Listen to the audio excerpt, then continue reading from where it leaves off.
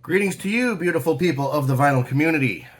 Welcome to Wax and Relax. I'm John, and today we're doing the Summer Vinyl Tag 2024.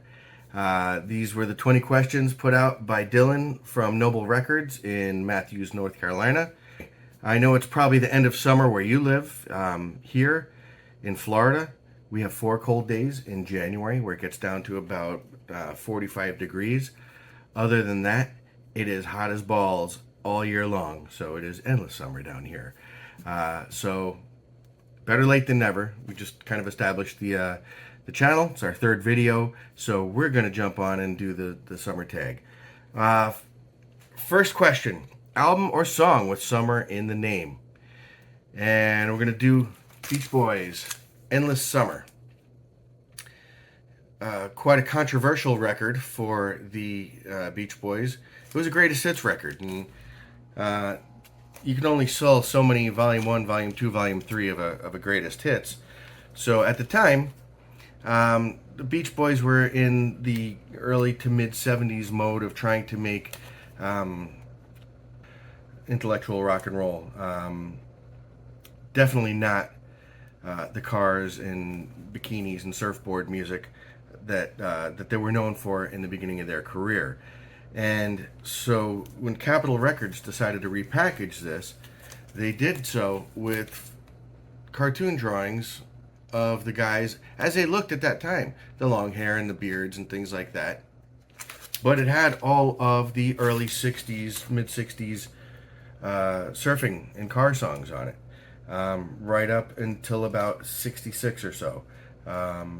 It started a whole wave of nostalgia, and this record took the Beach Boys squarely out of being a working, intelligent rock band and put them squarely on the nostalgia circuit, and it made them an awful lot of money. And to this day, they're still able to tour. Even though Mike Love's in his 80s now, and I just saw him not long ago. They were fantastic, but ever since then, they were a nostalgia act, and it crippled anything they tried to do as creatively relevant. So it's kind of a pro and con. Yeah, it made them a lot of money, and gave them an elongated career, but creatively, it kind of stymied them. Next, number 2, latest heavy pull. I was really excited to get this one. This was number 1 on my list since I started collecting again. I had it years ago, and when I got rid of all my vinyl, I kept maybe about 8 or 10 pieces, which at some point you'll eventually see. But this one, for some reason, I let it go, and I hated it that I let it go, and it was the one I wanted back in the worst way. Talking about Red Garland, Red and Bluesville, Prestige Records. Piano Jazz Trio. They were the rhythm section for an awful lot of great records. But this one, just the 3 of them, just piano, bass, and drums. Fantastic record, and for some reason, it is my all-time favorite album cover. I love that it's all kind of tinted in blue, and it was something that happened a lot back in the 50s and early 60s with a lot of the jazz records and the blues records. They did everything with sort of that blue tint, and I just think it makes the records look really cool. So that's my number 2 pick. Latest heavy pull, Red Garland, Red and Bluesville. I had to reset because I actually pulled out a duplicate of a record that's coming up. So let me try that again. Whack-A-Mole.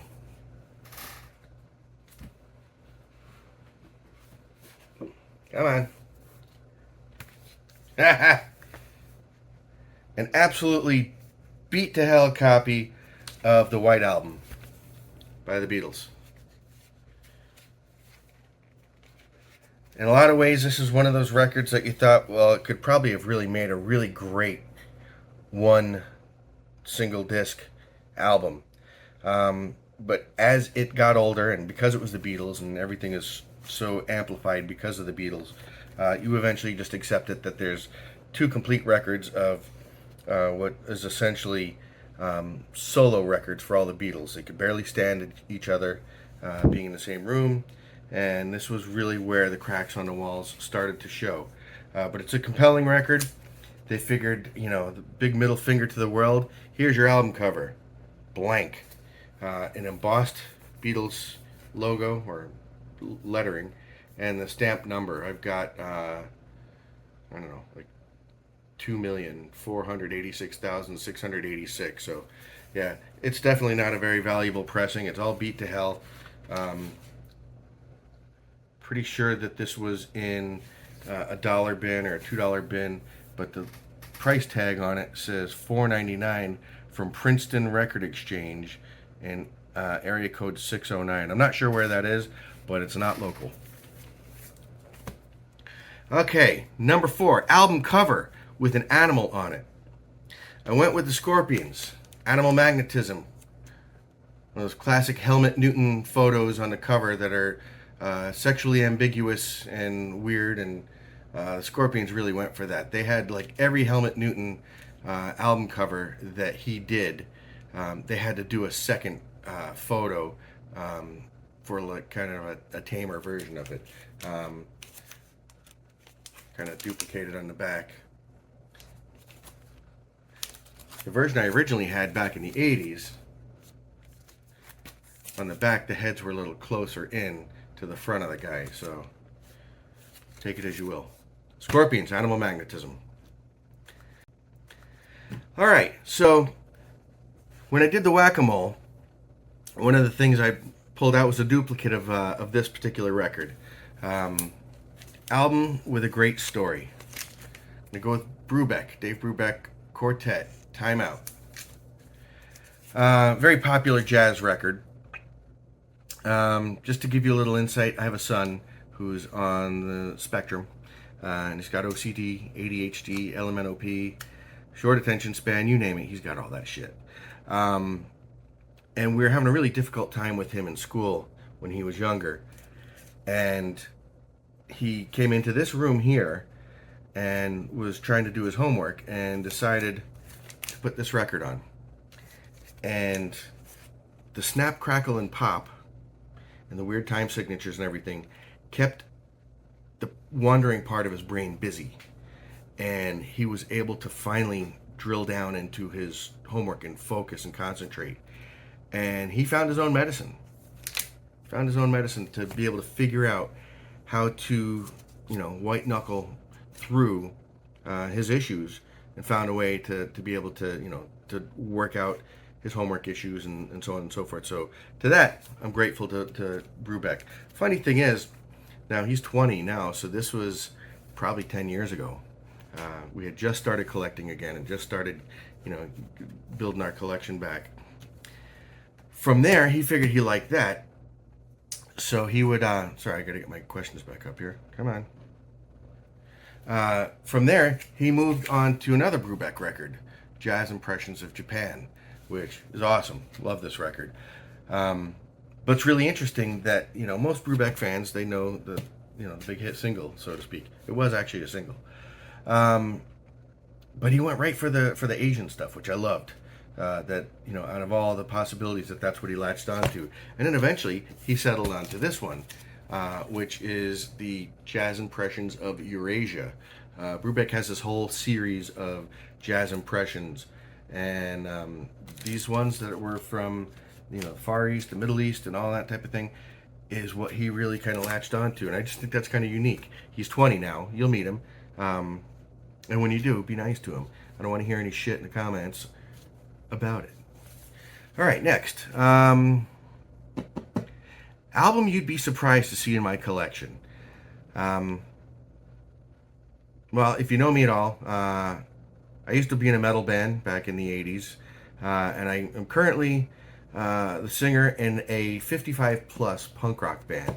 But you see, I have a great love for jazz and all sorts of things. You'll get used to seeing me.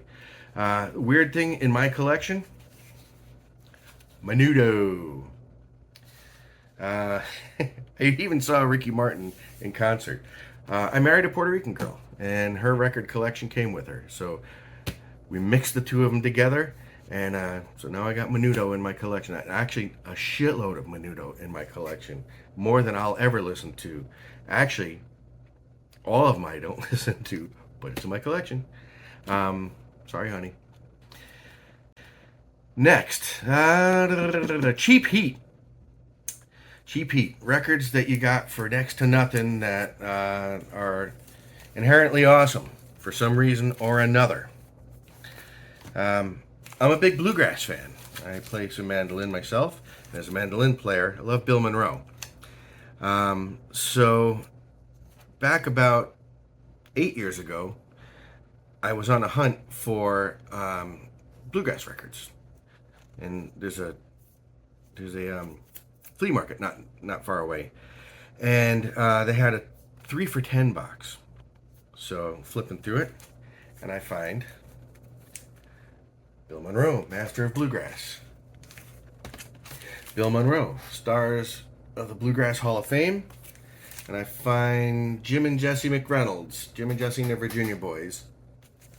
And each of them are autographed. There's right in there. And Jesse McReynolds signed up there. So, yeah, Bill Monroe apparently signed these. When you're out in the middle of, state fair or something like that, there's no authentication certificates or anything like that. Bluegrass doesn't operate like that.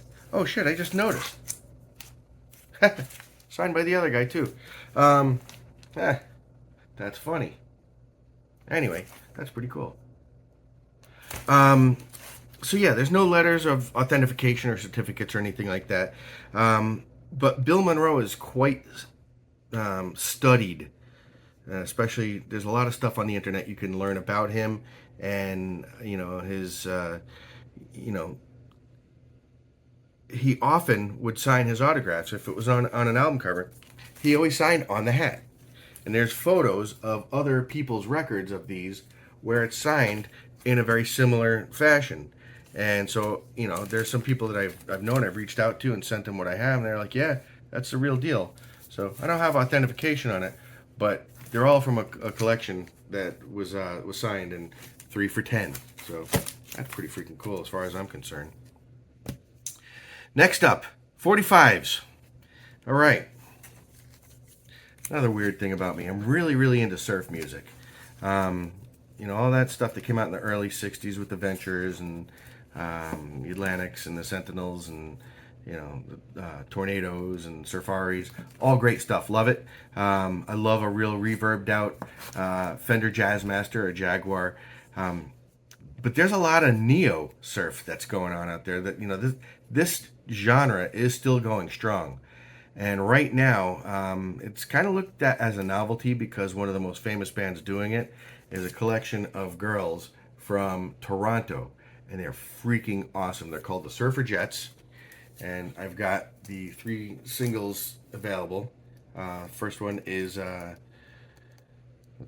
Cha Heels, Mrs. Moto, which is in response to Mr. Moto, Undercover Secretary, and a cover of Bowie's Surfer Jet. They call it Surfer Jet City. Party Line. B-side of that, Britney Spears, Toxic, and that's the one you'll see the video on. It's kind of a viral video that's gone out there. And then Hawaii Hustle, backed with Bonsai Pipeline, which is awesome. There's a picture of them.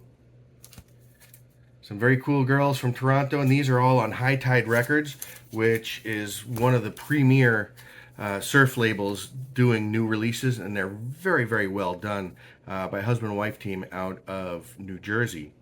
And it's one of those labels where I have almost the entire catalog of that label in my collection. I'm that big of a fan. So you'll see more of that at some point. My son said he wants to do a surf and exotica video. Because we're also, that's once you get into surf, you get into exotica, and then you start buying rum, and you start making tiki drinks, and then you want to, put a wood carving out in the yard. It's like that. It's like record collecting. All right, next, favorite music doc or biopic. I was gonna go with Spinal Tap, but they weren't really. It was a mockumentary. Honorable mention going out to the Temptations, because that made-for-TV movie was awesome, and we watched that often in this house. But for our purposes today, I'm going with this. This is the soundtrack from Bird, 1988 Clint Eastwood movie. Forrest Whitaker playing Charlie Parker. And the really, really cool thing about this is, I mean, it tells the story of his life and exactly how you would expect to. It's not a documentary, but it is a biopic. But what's really cool is it's difficult to get really good, clean recordings of Charlie Parker because of how long ago they were recorded. So for these purposes, and this was in the 80s. By the way, this is a promo copy. Gold stamp. Back then, you didn't have the digital machinations that we have now. So what they were able to do is they were able to isolate clean solos from Charlie Parker and redo the backing tracks with the cream of the 80s jazz musicians. And so these guys got to live a dream come true, recording with Charlie Parker, who had been dead for quite some time by the time they made this. But if you are a budding jazz fan and you want to listen to Charlie Parker, but you just find his records unlistenable just because the quality, because they were recorded so long ago in the 40s and whatnot, this is a great entry into Charlie Parker. A good way to kind of, get yourself, it's a gateway. Okay, show a box set. Number 10, show a box set. Once we started this current band that we're in, we were invited to play at a Ramones tribute show. And so we had to learn a whole set of Ramones songs, which are pretty easy, especially since I love the Ramones. I've been a fan since, 79 or 80 or so. But in my collection, on vinyl, I had right up until about 1980. The ones that came after that were a little more scarce to find. You don't see a lot of them just flipping through the racks. And then one day, they put out. Well, there's the first box set, but this is the second box set. This is the years of 81 through 89. This has a lot of records that I love, but I just didn't own. And I was able to get them all in one fell swoop. Pleasant Dreams, Subterranean Jungle, Too Tough to Die, Animal Boy, Halfway to Sanity, Brain Drain, and then a rarities disc, which is cool, which is colored. You get some crazy stickers and stuff like that. It's all the spines. It's just the regular, just a box of the regularly issued records plus the rarities thing, but kind of a compact, easy way to get all of them from that year. And it was all 1, 2, 3, 4, 5. I got 7 records and I knocked 5 of them off my want list in one box set. So that was a victory. Hold on. A little Loch Lomond single malt scotch. That's usually what I carry in my flask when I'm kilted. Number 11, most trashed record in my collection. There's a couple of them. I was working with my son just a little bit ago, working on the metal tag that he wants to do. Pulled out one of the Testament records, and that thing looks like it was stored underwater. The record's all moldy. The cover's trashed. It needs some work, and we still paid $20 for it.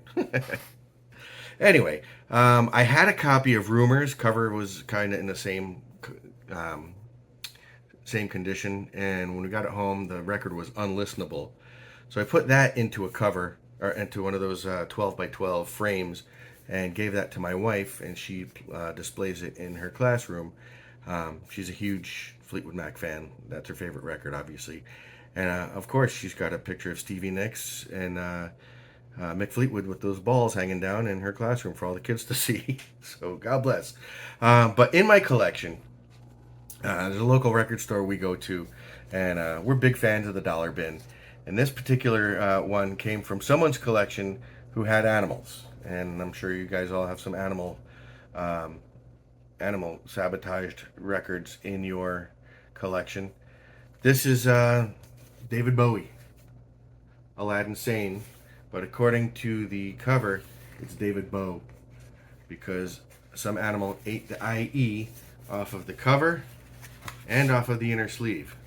Oddly enough, the record itself is in phenomenal condition, so I can get past the fact that the cover looks like hell. Record sounds good, and it's one of my favorite Bowie records. I'm a huge Bowie fan, and that whole, up until Station to Station. All right, moving on. Wet the whistle. A local album. Going back to my metal days, going with the original Savatage record from 1983. This is Sirens, and I had this autographed a long time ago, back in the 80s. This is when Johnny Middleton had just joined the band, so this was probably about 86 or 87 I had it signed. Chris Oliva signed it, and he's unfortunately, I believe it was 93, he was killed in a car accident. This has been around for a long time. This was issued locally. Funny, because the P.O. box that's on here is actually in the town that I live in, and it's a small town, very small town. Okay, album from a faraway land. South Africa. Alpha Blondy. Apartheid is Nazism. Cool thing about this is how I discovered it. Song number 2 on side 1, Jahufwe, is a song that I heard on a skiing video from 1988 called Blizzard of Oz. Right in the middle of all these skiing scenes and all the 80s wannabe house music and alternative music, they throw in this really cool laid back reggae song, and I had to find out who it was, and that was it. Alpha Blondy, Apartheid is Nazism, 1987. Worth checking out. If you're a reggae fan, you'll dig it. It's roots.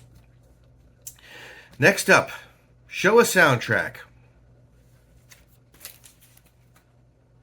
Oh, Kiss the Elder, music from the Elder.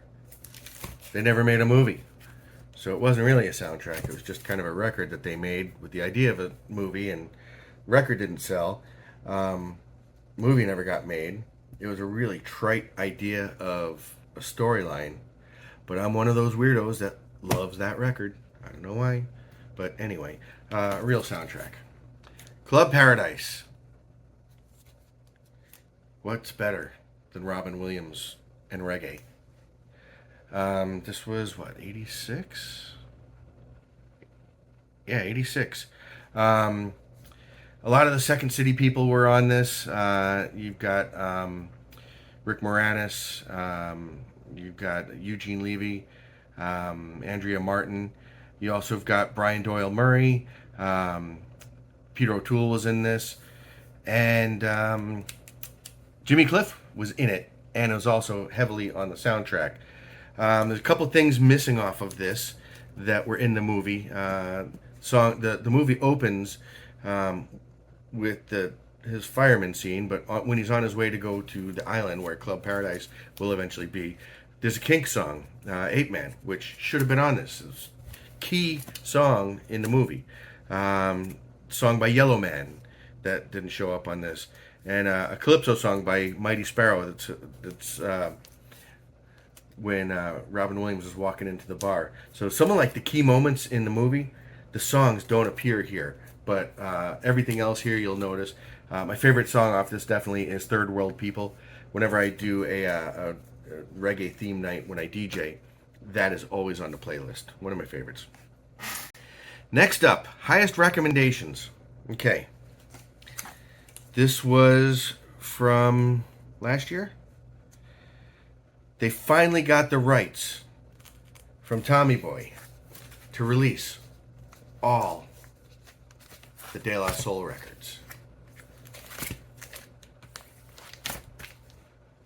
Every single one of them.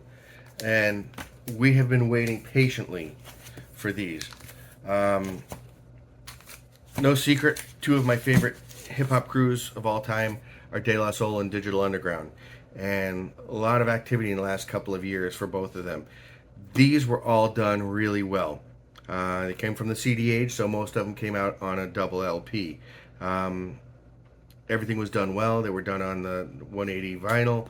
The covers are gorgeous, just first class start to finish. And I got every one of them on release day. They did like one every month for 6 months or whatever. The first 4 is my comfort space. After that, not so much, but these first 4 were really important to me. Can't recommend them enough. So many good things. Just 3 Feet High and Rising. That came out in '89. Something like, yeah, I guess '89. Landmark record. It was out of print way too long. Litigation always fucks up good music and keeps worthy artists out of commerce, and that's what sucks about the music business. But I'm glad to see them back on vinyl and readily available. Pick them up. Number 16, highest on want list. Okay, going kind of back to the surf stuff, but a little bit different. I know I'm holding up a record, and it's about one that's on my want list. This is the Ghastly Ones. This one's called Unearthed. The Ghastly Ones play a surf style called monstrumental. It's instrumental music, like monster movie music, that it's surf music. So, think of theme song from the Munsters times 10. And so there's kind of this horror-themed surf music. And they originally were signed and released on the record label that was owned by Rob Zombie. And the record that they put out was called A Haunting We Will Go. And that came out in 90 somewhere, maybe 98, 97, something like that. It was when Rob Zombie had his most money and influence. Great record, super, super hard to find. These are all re-recorded, different versions of it from, I guess, around the same time. Still having a difficult time figuring out exactly how. Same songs, very similar performance, but it is not the recordings that were done for Rob Zombie. This one was put out by Missing Fink Records. Johnny Fink, I believe, is in Georgia, somewhere in the South. But yeah, cool stuff. And Missing Fink keeps putting out awesome stuff as well for the whole kind of horror surf movement. And there's a couple of other Ghastly Ones records available from them as well. Definitely worth checking out, but that is high on my list. All right, coming up next, number 17, giving a shout out to another channel in the vinyl community. And this is one of the first channels that I sort of got hooked on. It's pretty cool. It's a surf channel called Southern Surf Stomp. And it's run by a husband and wife, Chad and Sherry. He does a festival every year, or maybe even twice a year. But he is the hookup for everything that's current going on in the world of modern surf music. And that's really where I got hooked on YouTube vinyl video channels. And that's what led me to all of you guys. Chad is a guitar player in a band called the Frigidaires. Chad Shivers. And this is the record that recently came out on Otitis Media Records. Very, very cool stuff. Well done. Definitely check it out if you get a chance. Actually, anything that you like on the modern surf stuff, go check out Otitis Media Records. Next one is Silver Lining in the vinyl community. Kind of goes hand in hand.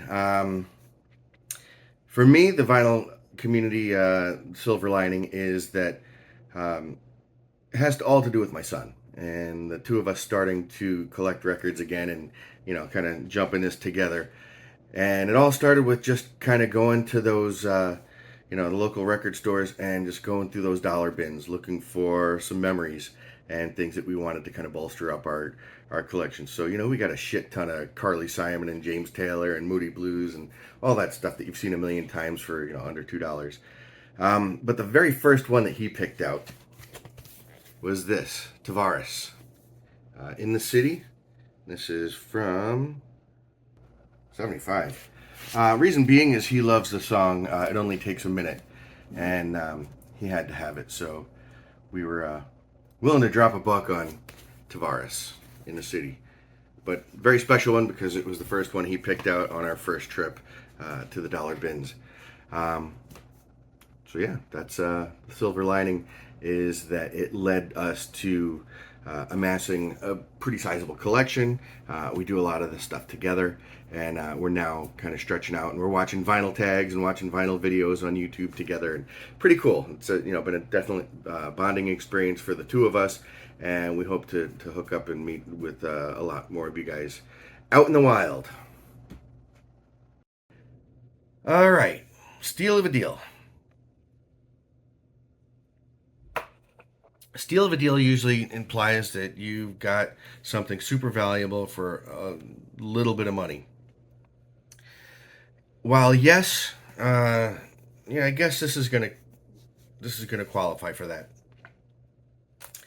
This is one of my favorite records of 1988. Dag Nasty, Field Day. Dag Nasty was Brian Baker, who you may recall from Minor Threat. For the hair metal people, he was in Jailhouse. And for the 90s people, he was in Bad Religion. This was my favorite band that he was in, and this is my favorite record from them. Really expands out to more than just punk rock, and really difficult to find. So I reached out to the band and asked them were there plans to reissue it, and they said, unfortunately, they can't find the master tapes, so there's zero possibility of any kind of reissue because they don't know where the record is. It was their one shot at a major label record, and it was on Giant Records. Prior to that, it was all independent. So kind of a lost classic. Great album, love it.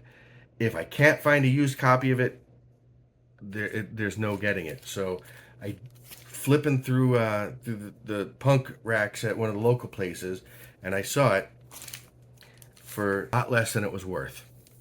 And to me, I paid about a third of what I would have paid for it because it's that important to me, and I'm just grateful that I have it in my collection. Excuse me.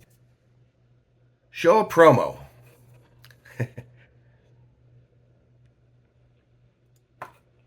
I have a promo of the dumbest record in my collection. This is one of those things that where they take an album and they only take 3 cuts off of it and send it to the stores for promotion. And this is a promo from 1980.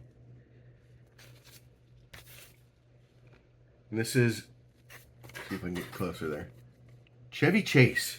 He did a really horrible comedy record with songs and whatnot in 1980. It's dumb. It is really fucking dumb. But I listened to it the other day. Actually, it was the first time I listened to it, and it's horrible. Horrible record. Funny thing about it is side 2 has grooves, but it's blank. And I listened to it for like 10 minutes. And it was better than side 1. Yeah, this was horrible. I do have another interesting thing. It's not quite promo, but this was given to me when I worked at a record store. They knew I was a jazz fan. They knew I was a Miles Davis fan. And so this came like in one of the boxes of records. And this is back when they would do these metal or aluminum discs. And instead, this was after acetates. They would do these aluminum discs with, just limited play of ability for reference recordings. And this one is from 1974. It's listed here as from February 12th, 1974. Miles Davis, and it's got some serial numbers on it. And I did the research. This is from the Big Fun record. And it's cool because it's in horrible shape, but it's a reference recording. And that there is a signature. I can't really make out who it is. I don't think it's Teo Macero, and it's definitely not Miles Davis. But somebody has to listen to this and approve it to be cut and pressed. So this was sent to whoever was that authority. They listened to it, both sides, approved it, signed it, and then this iteration is what went to become the record. So it looks like hell. I certainly wouldn't put it on the turntable. It's so old. I mean, 1974. It's just kind of like worn itself smooth. Um, but it's a really cool piece to have, especially since I'm a jazz fan. I'm a Miles Davis fan. So yeah, not really a promo, but much more interesting than the fucking Chevy Chase record. Anyway, so that is my vinyl summer tag for 2024. Hopefully you've stayed with me this long. I know it's a little bit long, but it was cool. 20 questions, 20 cool things to talk about.